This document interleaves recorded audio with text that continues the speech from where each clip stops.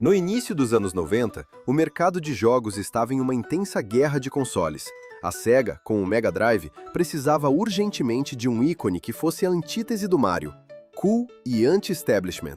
O presidente da Sega deu a ordem para criar um novo mascote. O que pouca gente sabe é que o ouriço azul que conhecemos não era a única opção. Entre os candidatos rejeitados estavam um lobo, um bulldog, o homem bigodudo de pijama, que virou o Dr. Eggman, e principalmente um coelho com orelhas extensíveis. Para mergulhar de cabeça nesta história e descobrir como o Sonic foi criado, continue assistindo o vídeo e se surpreenda com essa história impactante. Claro, após a nossa vinheta.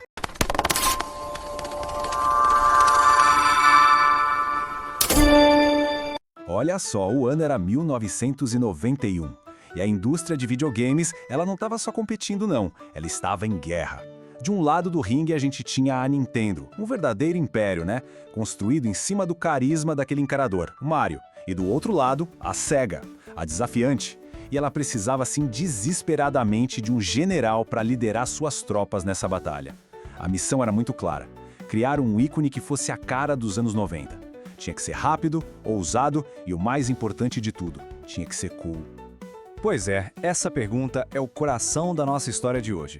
A identidade de um dos personagens mais icônicos da cultura pop, acreditem, não foi um plano genial pensado nos mínimos detalhes. Pelo contrário, foi o resultado de uma série de acasos, de decisões tomadas em cima da hora. A história de como ele foi criado é tão rápida e cheia de reviravoltas quanto os próprios jogos dele. Então, para a gente entender por que a Sega precisava tanto de um mascote novo, a gente precisa voltar e olhar para esse campo de batalha. A Nintendo ela dominava tudo com o Super Nintendo e o apelo universal do Super Mario. Já a Sega, com o Mega Drive, tentava ser a alternativa mais rebelde, mais ousada. Era a escolha antissistema, sabe? Para a galera mais jovem que queria algo diferente. Só que faltava o rosto dessa rebeldia. E essa ordem, claro, veio lá de cima. O próprio presidente da Sega, o Hayao Nakayama, lançou o desafio para a equipe dele. A pressão, nossa, a pressão devia ser imensa. Pensem bem, eles não estavam só criando um personagem.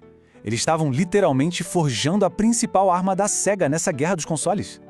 Então, a Sega começou um concurso interno para achar essa nova cara. É que o mascote antigo deles, o Alex Kidd, coitado, ele simplesmente não tinha o carisma para a nova geração de 16 bits. Não rolava.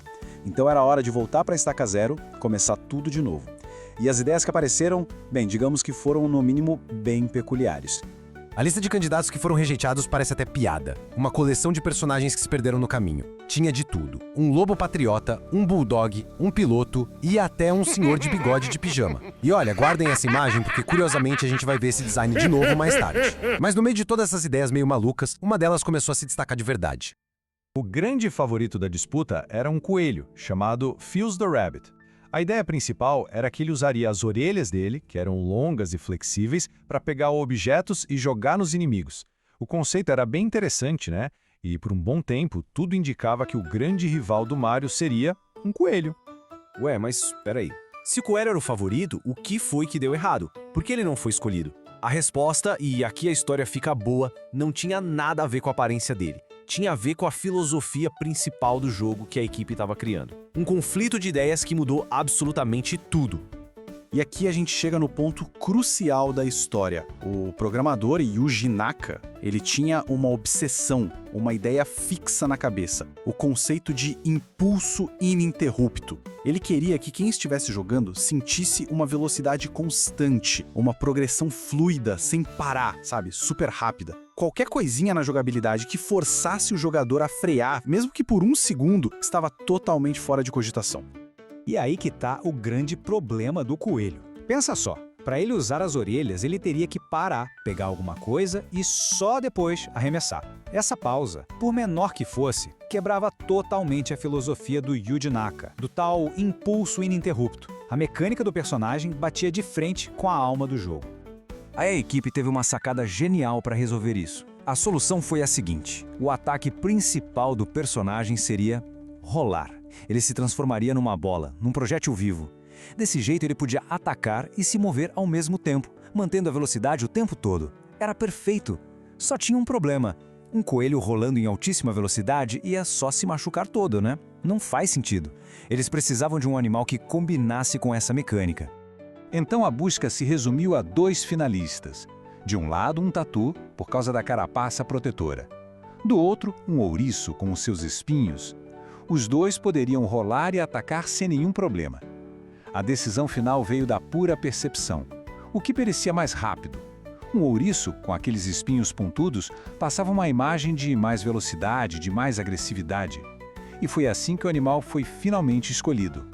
Mas calma, a equipe ainda queria ter certeza. E aí o designer, Naoto Shima, teve uma ideia bem inusitada para validar a escolha. Numa viagem para Nova York, ele foi até o Central Park. Levou os desenhos dos candidatos finalistas e fez uma pesquisa informal ali na hora, com quem passava por lá. Ele queria ver qual design o público americano, que era o principal alvo deles, preferia.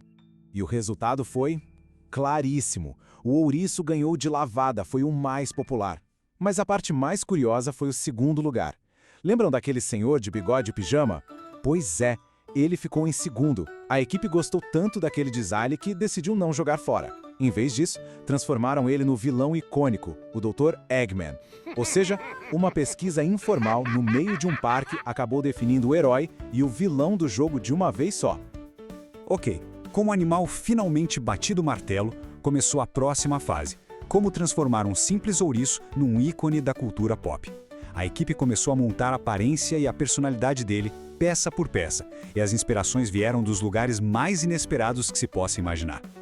A criação do Sonic foi, na verdade, uma grande colagem da cultura pop da época. É quase um Frankenstein. A cabeça dele foi inspirada num ícone dos desenhos antigos, o Gato Félix. Já o corpo pegou emprestado as proporções mais amigáveis do Mickey Mouse. Os famosos sapatos vermelhos? Uma mistura bizarra. O design veio das botas que o Michael Jackson usava na capa do álbum Bad. Mas as cores foram inspiradas no Papai Noel. Sim, no Papai Noel. A cor azul claro era para combinar com o logo da Sega. E a atitude dele, aquela coisa confiante, dizem que foi baseado na personalidade mão na massa de um jovem político americano que estava em alta na época, o Bill Clinton. Mas para adaptar o personagem para o mercado americano, a Sega Alpha America fez uns ajustes finais. Por exemplo, tinha uma ideia de ele ter uma namorada humana chamada Madonna. Isso foi cortado para não ficar muito parecido com o Mario resgatando a Princesa Peach. A história dele ser líder de uma banda de rock e ter presas afiadas também tiraram, para deixar a imagem dele um pouco mais suave. E o resultado de tudo isso? Um sucesso absurdo, estrondoso. A decisão da Sega de vender o jogo junto com o console, que foi uma tática bem ousada para competir com o Super Nintendo que vinha com o Super Mario, foi um golpe de mestre. Só naquele primeiro Natal, a Sega vendeu 15 milhões de unidades do Mega Drive.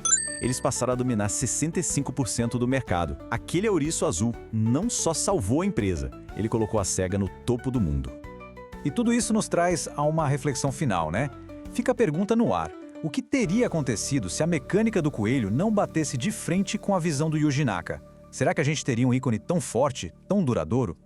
A história dos videogames é feita desses momentos, dessas decisões cruciais. E quem sabe em algum universo alternativo por aí, o maior símbolo de velocidade nos games seja um coelho, e não um ouriço. Se você curtiu essa investigação, não deixe o arquivo se perder. Compartilhe esse vídeo com seus amigos gamers, deixe o seu like para fortalecer o setor 64 e comente aqui embaixo o que você achou dessa história. A sua opinião ajuda a manter essa comunidade viva. E claro, inscreva-se agora no canal para não perder os próximos arquivos secretos que vamos abrir juntos. Vamos hypando essa jornada e mostrando que a história dos games merece ser contada com a mesma intensidade que ela foi vivida. O setor 64 continua semana que vem.